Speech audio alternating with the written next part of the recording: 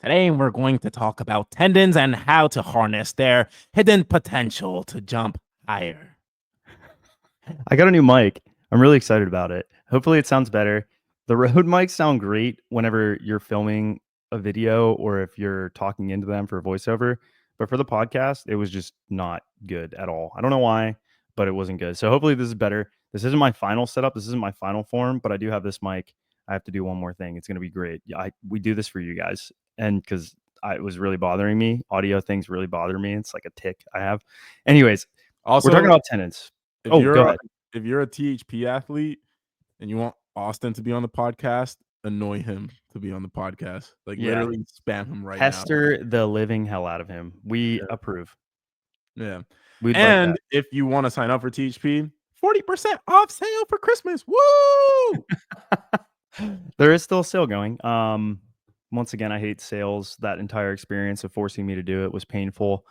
I just, for the sake of my well-being, you should probably sign up because, being hung upside down for 48 hours, having my eyelids held open and watching the sale change on the website was painful. That said, we're talking about tendons today, as Isaiah alluded to in the introduction, and what we've learned over the last, we'll say what, like year or so. Yeah. We talk about tendons pretty frequently. I think more and more as I get older and learn more information and the unique relationship between tendons and muscles and their implications long term on your jumping. It's just always something interesting to me. It changes my view on things a little bit as I learn more and how I would make changes to training for different athletes and things of that nature. So we're going to talk about some questions that you guys probably have that, I kind of came up with. One of which is, Isaiah, what was one of the questions we wrote? Actually, I don't know. You typed them out. We made a list. We made a list of stuff to talk about. First, let's talk about the PEC and the SEC. So a little bit of the physiology. This would be more structural. So the anatomy of the tendon and the muscle and that whole structure. Yeah, this is the only diagram I didn't pull up, but I can look this up. And while I do that, I can kind of explain it to you guys. So basically, there are two types of elastic components in a tendon, right?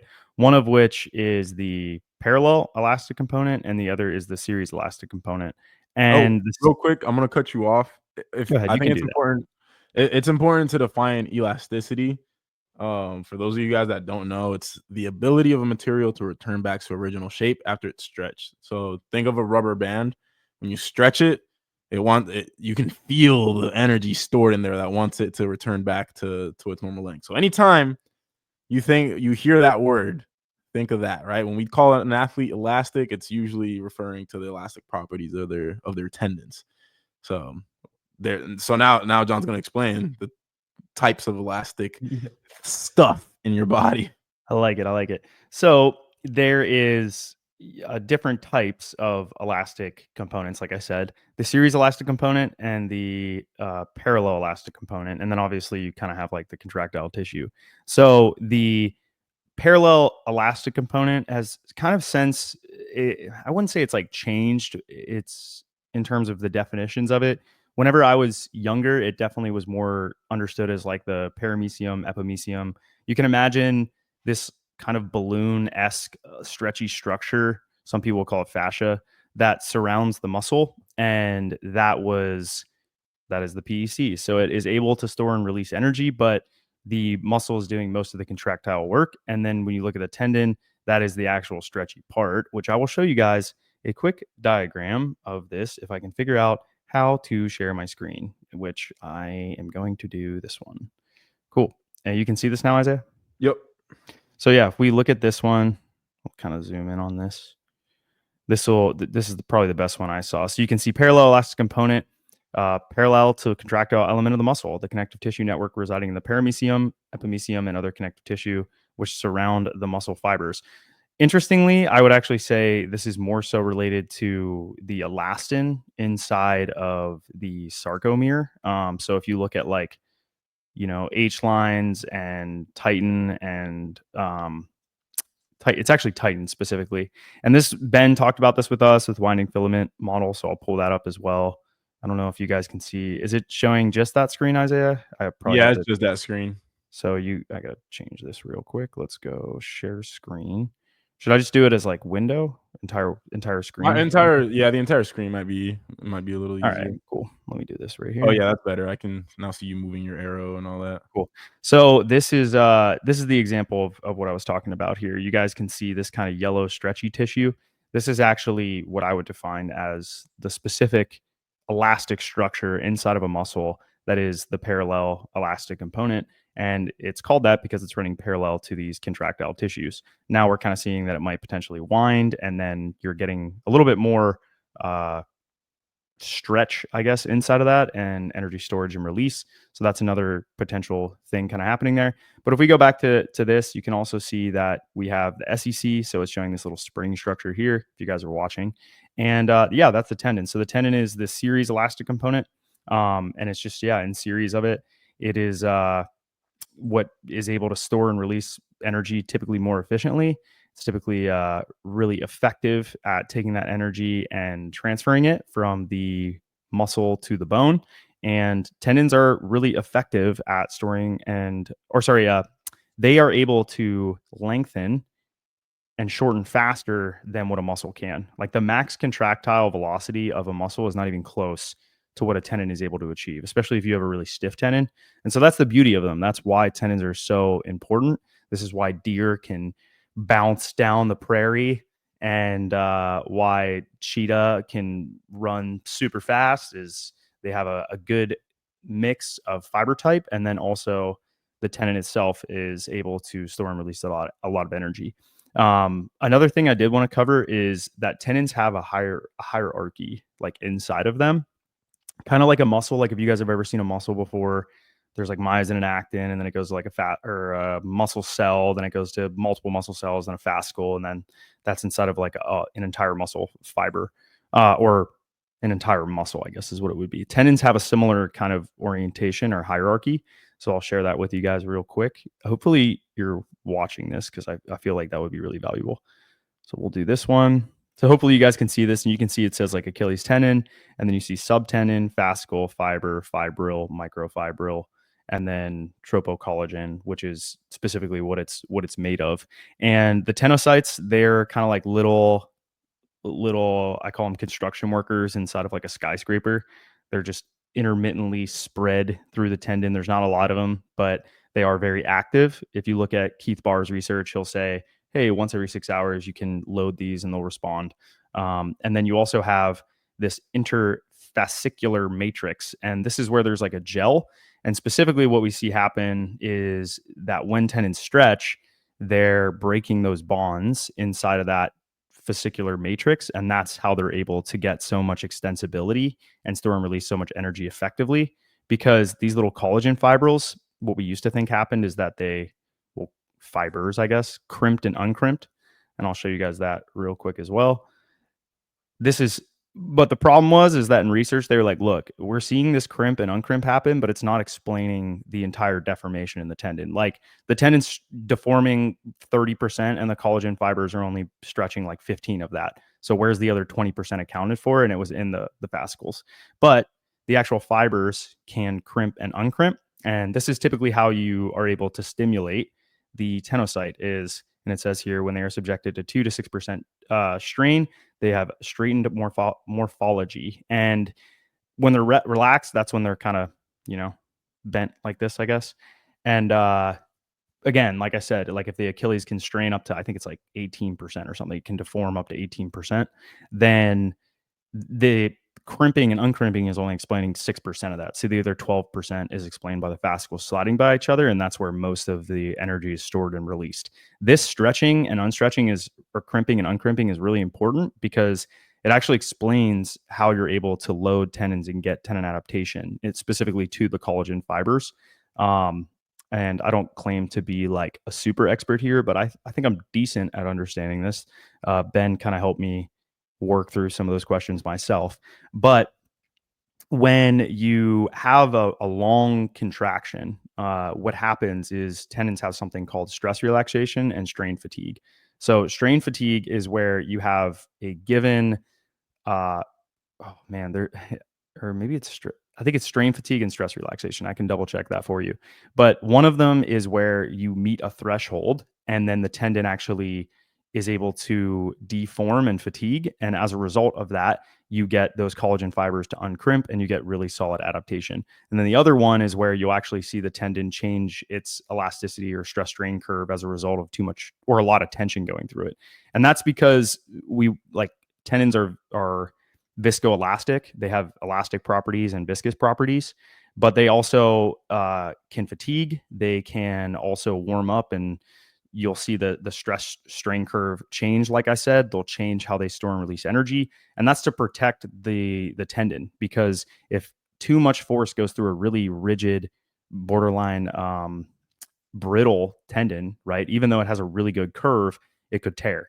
And so we kind of protect ourselves by having the tendon soften over time to allow it to be a little bit more extensible, a little bit more stretchy, and it allows us to better store and release energy without tearing the tendon, as well as potentially, I would say, not balancing, but maybe meeting the specific demand of whatever we're doing better, right? Like if we're sprinting, then yeah, you might want a super stiff contact with the ground when you're sprinting. Even Boost Exonator would have guys like go into events a little bit stiff, and the risk is really high, but maybe you're really bouncy. Whereas like if you increase the compliance of the tendon, your risk goes down. Maybe you'll feel better. You might have like better neuromuscular kind of activities happening. Maybe you're like turning muscles on more effectively, but you might have the tendon be a little less stiff. So it's like a risk reward relationship. Typically, like during sessions when Isaiah does his like jump specific warm up, that's kind of what you're seeing. You're seeing the tendon optimize, you're seeing things desensitize. Your hysteresis is like how much energy you store and release. That's also going to change over time. And that's okay. That's actually, again, that's a good thing. If it didn't happen, we'd probably see a lot more tendon ruptures. It happens for a reason. It's an evolutionary byproduct that we've adapted to over the years, you know what I mean, to have us be an optimal organism. So yeah, that's kind of the morphology or like the histology of it. That's what the tissue looks like. That's what changes in the tissue when you stretch it. And yeah, that's why we do isometrics. That's why isometrics are effective, because you're holding it for a long time. You're seeing that fatigue set in, and then you're able to load the actual collagen fibrils. You're able to get them to uncrimp. And then also when we get really high forces, like that's why we want to see above a certain threshold, because that also will stimulate tendon adaptation. So this brings up the next question, which is how do we get tendon adaptation to occur? Like what exercises specifically are going to allow that? So Isaiah, I'll hand this off to you. What do you, based on what I said, what would you suggest are like the best ways to get that uncrimping to happen in your opinion? And we do this a lot in training. So. Isometrics. Isometrics allow Did you you to see me just uncrimp. spill coffee all over myself? No, I was not looking. But go ahead. Yeah, isometrics and heavy, slow strength stimulus are the best way to get that uncrimping in the tendon. If you want stiffening of the tendon, believe like really heavy lifting stiffens the tendons up. And you mentioned before we started the podcast that you said that there was like research that showed that there isn't tendon stiffening happening in plyos, but actually there is stiffening Yeah. happening in So like plyos. what they saw in research was, well, a lot of the time they'll be like, oh, well, plyos don't actually stiffen the tendon. It doesn't actually cause tendon adaptation.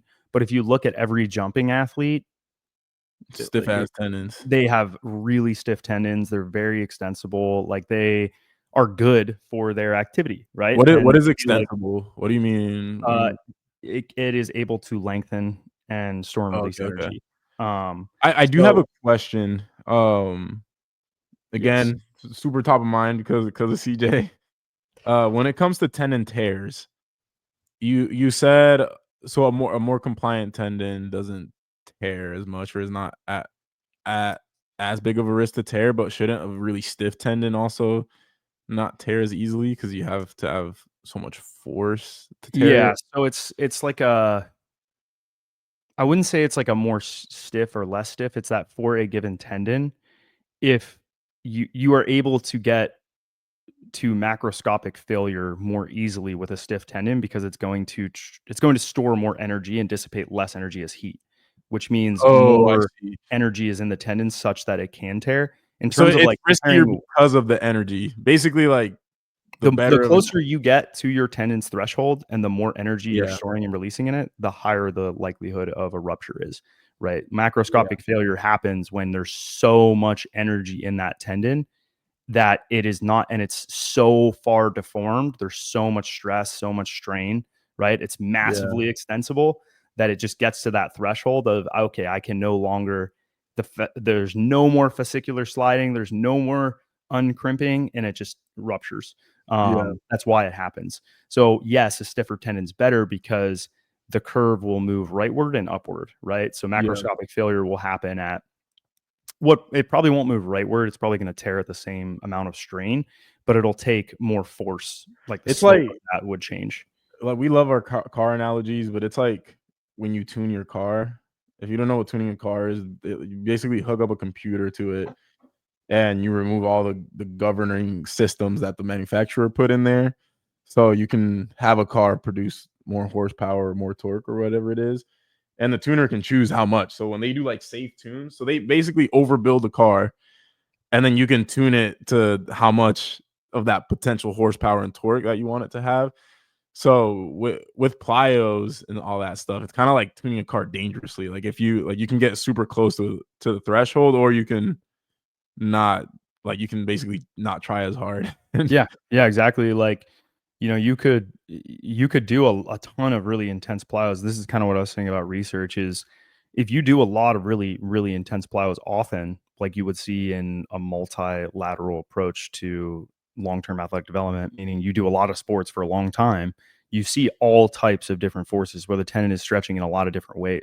Well, it's stretching the same way, but it's seeing a lot of different types of forces, meaning some are slow, some are fast, some are very stiff, some are stiff at ground contact, and then like it's Yeah, a lot of different kinds, and you get adaptation over time. And oftentimes the plyometric protocols are not even close to what they're seeing in their sport, and so they don't observe significant adaptation because the mhm, plyometric stimuli are not intense enough. They're not even close to shock loading. They're not doing true stiffness hops where their RSI is like 3 to 4. They're not doing under 200 millisecond contacts where they're seeing big flight times, single leg or double leg, or they're just not getting to the threshold necessary to see genuine tendon adaptation.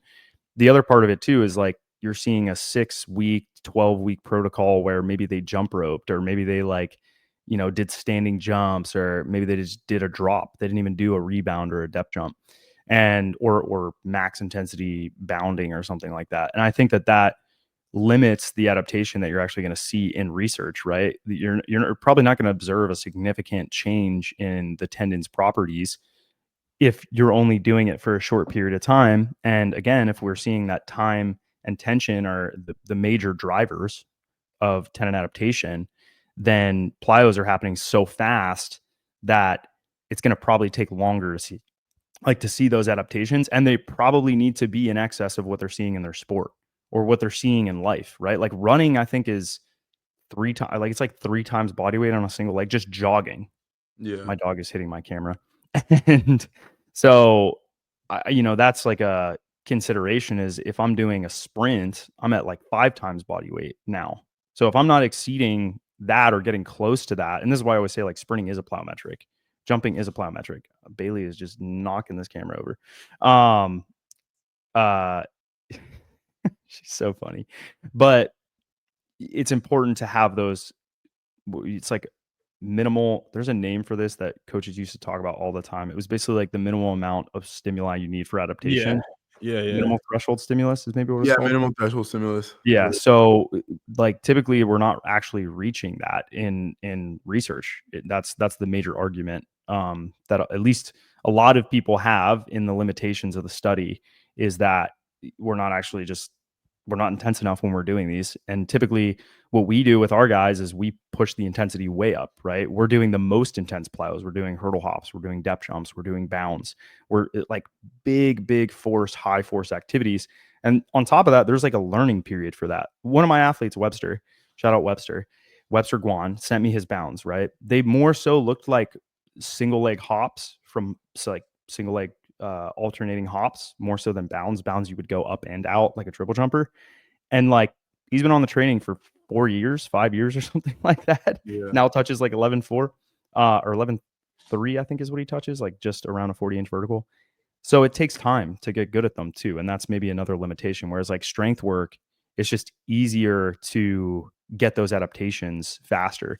The other benefit is the nervous system with plyos. Like you have to get a tendon to deform really quickly, you have to have really high muscular forces to be able to Yeah. handle that force, right? So that also plays a really important role. And I think that that's the beauty of plyos. Like that's one of the major benefits of them. But the long-standing implications of that is you can risk that minimum threshold adaptation might be really high, and that's going to risk sensitizing the tendon, making nociceptive nerve fibers come in, and then you're moving like a deer that's hurt all the time because Mhm. you just blasted yourself with intensity, and then on top of that, uh, you're fatigued. Your muscles are really tired from like a deer. Imagine dropping a deer from like a 30-foot drop. Its muscles are probably going to be pretty drained from doing that. Same thing with you, Isaiah. If I have you drop off a 5 foot, 6 foot box, which we've done, I think we've done what, 70 inches or something? 60, Yeah. 70. It was like The at my head. I don't know. Yeah, it was a big I think it drop. was 70. I think it was 70, I think it 70. was 70, yeah. Yeah. So we've thrown you off like a 6 foot box or damn near 6 foot box.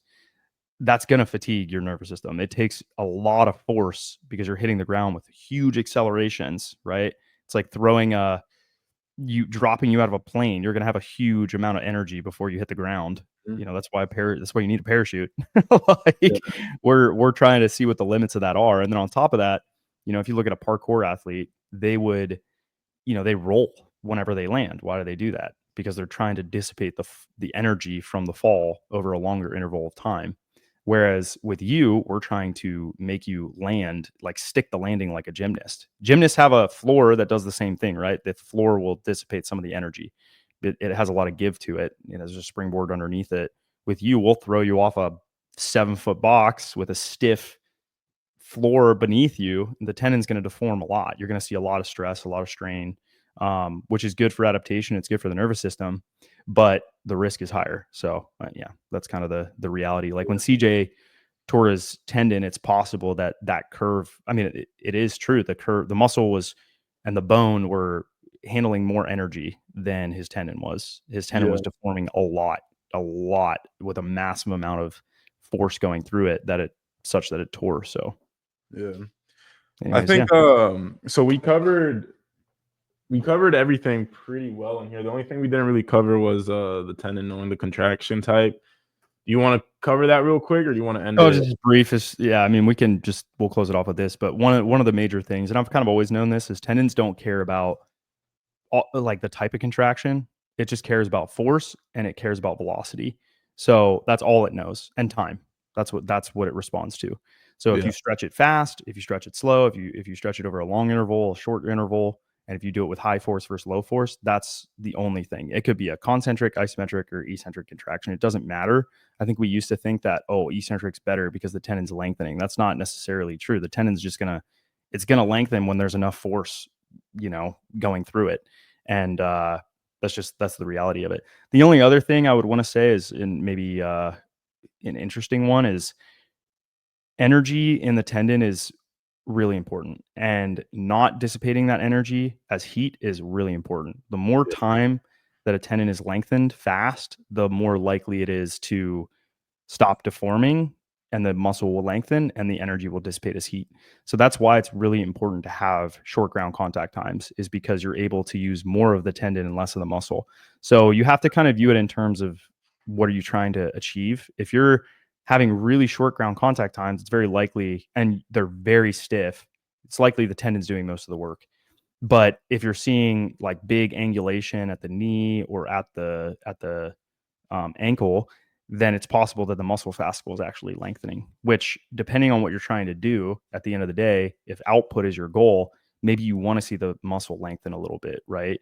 But like in jumping, that's okay because we don't necessarily care about time. But if you're a high jumper, then it pretty much all has to be tendon deformation. Very little muscle, lengthening should be happening, and sprinting as well. So track's kind of the end uh like game of it for tendons. Like that's the complete end of the continuum, where you yeah, want to see mega amounts of tendon deformation, or the block foot in the Achilles, I think, is another one where it's like you probably have that happening quite a bit. But like you guys can afford, if you're a jumping athlete in dunking in basketball, you can afford to have more muscular, like fascicular lengthening in the muscle, meaning the muscle is actually changing length Yeah. because your outcome is going to be better, right? Like even if the tendon's not perfectly storing and releasing energy, the balance between how much the tendon is storing and releasing energy with how much the muscle's lengthening and shortening is probably the sum of the parts is greater than the whole. Does that make sense? Yeah. So, you know, I think that's maybe another one. And that's where it gets really interesting because with you, we've broken all the rules that Verko Shansky would have said. He'd be like, don't drop off a 20, you know, whatever, off a 30, more than 36 inches. I've doubled that height and thrown you off that box. You know what I mean? Or don't go under, you shouldn't be above 200 milliseconds if you want to do true shock loading because the tendon's not going to deform. It's not going to optimally store and release energy. I'm not necessarily just shooting for that adaptation. Like I'm also looking to see if the nervous system and the muscle are getting higher rate of force development and outputs because the outcome is better for you regardless of if the tendon is perfectly elastic. Yeah. So that would kind of be my last caveat. But yeah, that's pretty much all I have. That's the big stuff I've learned this year that with a project that Isaiah and I are working on, I've invested a lot of time into and really started to like it primed me for a lot of this stuff long term, which or prime me for this conversation specifically, but Yeah. super interesting stuff. So yeah, that's all I got. If you guys want to know how we do that, how we integrate this stuff into our training effectively, go to THPStrength.com. We just hired a doctor of physical therapy. We have the highest number in the world. We have Austin Burke, and that itself speaks volumes. And we have me, who coaches many of the highest jumpers in the world, along with Philip. And you're going to be in a chat with all 5 of us, so you can ask any one of us a question. We get to it every day. And yeah, we love what we do. So if you're serious about training, you like training, you enjoy the process, you're process oriented, definitely consider going and signing up at THPStrength.com. Other than that, we'll see you guys. Well, actually, we won't see you about it. We'll see you on Monday. Yeah. See you, boys. Peace out.